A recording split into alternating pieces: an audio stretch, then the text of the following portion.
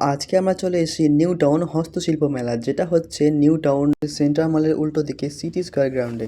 মেলায় ঢুকেই আমার চক্ষু চড়ক গাছ, কি নেই এখানে! পশ্চিমবঙ্গের প্রত্যেকটা শিল্প এখানে হাজির। প্রথমে আমরা চলে গেলাম একটি জামা কাপড়ের দোকানে, যেখানে ছিল হাতের তৈরি মেয়েদের শাড়ি, ওড়না, চাদর এবং নানান ধরনের পোশাক। সোয়েটার থেকে শুরু করে হাতে বোনা বিভিন্ন ধরনের জিনিস, যেগুলো তুমি দেখলে চোখ ধাঁধিয়ে যাবে। এছাড়াও এখানে পেয়ে গেলাম কসমেটিকের বিভিন্ন ধরনের পাথরের তৈরি জিনিস। এখানে আছে বিভিন্ন ধরনের হার, চুড়ি, নাকের, কানের এবং বিভিন্ন ধরনের মালা। বর্ধমান, বীরভূম, মুর্শিদাবাদ সমস্ত জায়গায় হস্তশিল্প এখানে পেয়ে যাবে।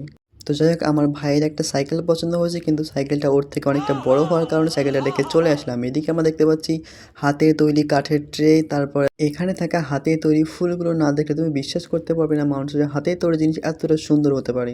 এছাড়া এখানে আছে ঘর সাজানো প্রচুর জিনিসপত্র, তাছাড়া আমাদের দৈনন্দিন জীবনে ব্যবহার করার জন্য প্রচুর জিনিস, চুপড়ি থেকে শুরু করে। এখানে একজন কাকুর জিনিসপত্র বিক্রি না হওয়ার কারণে উনি ওগুলো ভেঙে ফেলে দিচ্ছিল। তারপরে আমার ভাই আমাকে বললো ওগুলো ভাঙছে না, নিজে হাতে তৈরি করছে। এখানকার ফটো ফ্রেমগুলো ছিল একদম অস্থেটিক।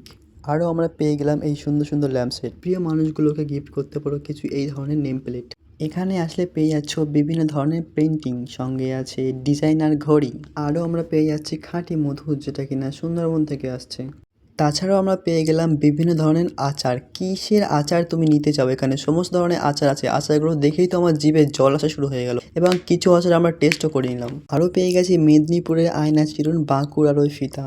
এখন আমি তোমাদেরকে দেখাচ্ছি কাঁচে তৈরি ছোট্ট ছোট্ট কিছু ঘর সাজানোর জিনিস। খাবারের দোকানের কথা যদি বলি, তাহলে এখানে তুমি প্রচুর ধরনের খাবারের দোকান পেয়ে যাবে, সেটা বাঙালি খাবার হোক বা চাইনিজ খাবার।